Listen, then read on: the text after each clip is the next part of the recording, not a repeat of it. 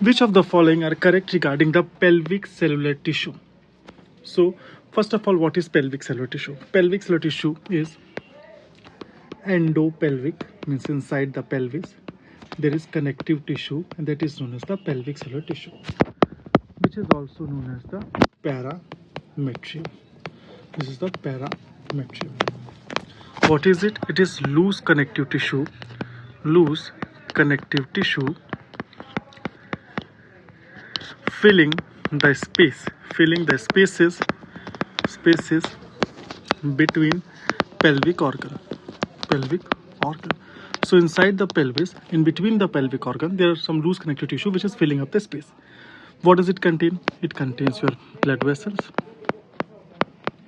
it contains your lymphatics, it contains your nerves, it contains your ureter, and it contains your connective tissue support structure.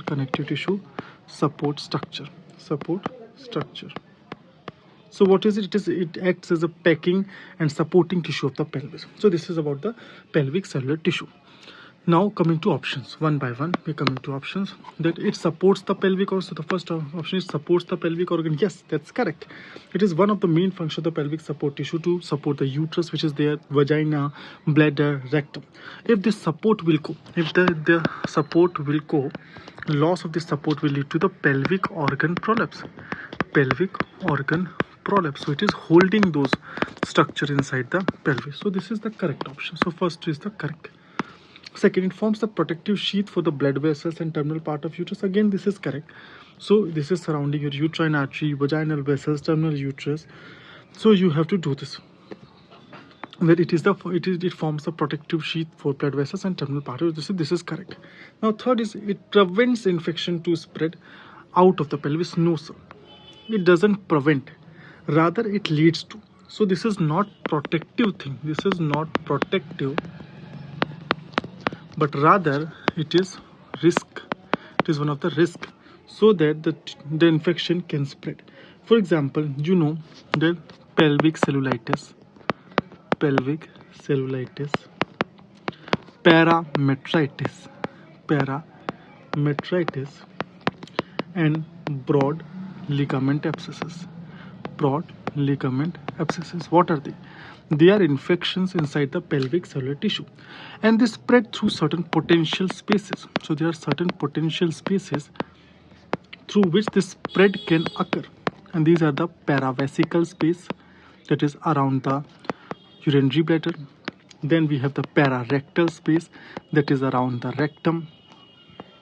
rectal space, and we have the parametrial space, that is around the uterus. Parametrial space. So it acts as a route of spread rather than a barrier. So third option is wrong. So it is not protective thing, rather it is a route of spread.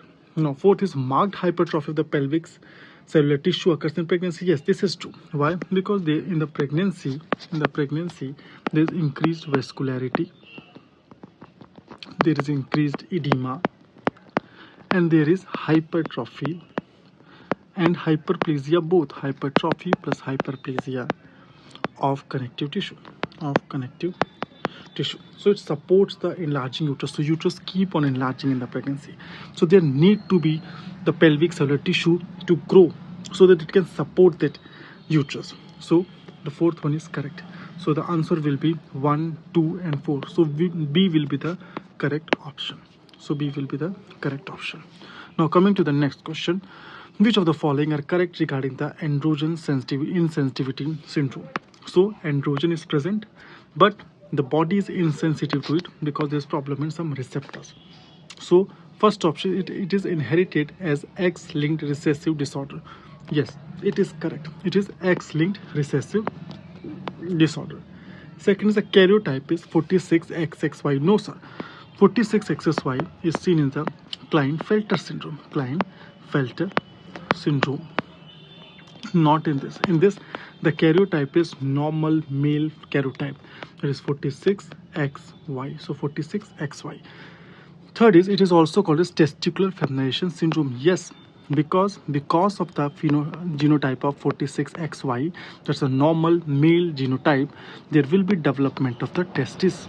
So the testis is present, but in spite of the having testis, there is secretion of androgens. In spite of all that, the morphology, the phenotype of the person is like a female, so it is known as the testicular feminization. So it was even the old name of the androgen insensitivity syndrome. There is a testicular feminization. So phenotype is female, body cannot respond to androgens. Fourth option is the confirmation of diagnosis is by gonadal biopsy. So although in recent times it's not done by the gonadal biopsy, but textbooks write it, so it is correct. Confirmation of diagnosis can be done by the gonadal biopsy. Although in modern practice diagnosis confirmed by the karyotype, that is a 46XY karyotype is present, then they go for the hormonal profiles in which they see that androgens are high and estrogen progesterone levels, and then androgen receptor defect testing can be done. Androgen receptor defect testing can be done, but the confirmation can be done by the gonadal biopsy. So the correct answer will be 1, 3 and 4. 1, 3 and 4, and this is also what is given in the key. So 1, 3 and 4 is correct. Now about knowing more about the androgen sensitivity syndrome, because this is an important topic of the primary amenorrhea.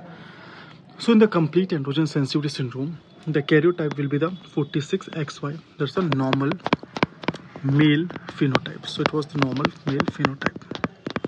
Normal male phenotype. Now because Y is present, that's why the gonad will be testis. So testis will be present, and this can be in the inguinal region, so like inguinal swellings. Now because the Y is present, so testis is present. So testis is going to secrete the two hormones, testosterone, and second there's going to release Mullerian inhibiting hormone, MIH, Mullerian inhibiting substance or Mullerian inhibiting hormone. So the testosterone is there, but it is not able to act because the receptors are defective. So that's why the external genitalia, the testosterone is present, but it's not able to act on the external genitalia, and that's why the de facto organ, that's the female external genitalia, will be formed. So external genitalia will be just like the female, it's a normal female appearance. So it's a normal female appearance. Now, but uterus and fallopian tube are absent. Why? Because there is Mullerian inhibiting substance there, and the Mullerian inhibiting substance is acting on the Mullerian duct, and there is not development of uterus. There will be no development of uterus, fallopian tube. Even the vagina will be short and blind ending. Now, about the breast. So the breast will be developed. Why the breast will develop? Because the androgen or the testosterone which is there in excess will be converted by the aromatase enzyme into the estrogen. So it will be converting by the aromatase enzymes into the estrogen, and because it's not because receptors are defective, and that's why feedback mechanism is not going to act. So testosterone keep on secreting, it's keep on increasing, so androgen is keep on increasing. So when the androgen will keep on increasing, it is going to develop convert into the estrogen, and this estrogen is responsible for the development of the breast. So it is the breast development.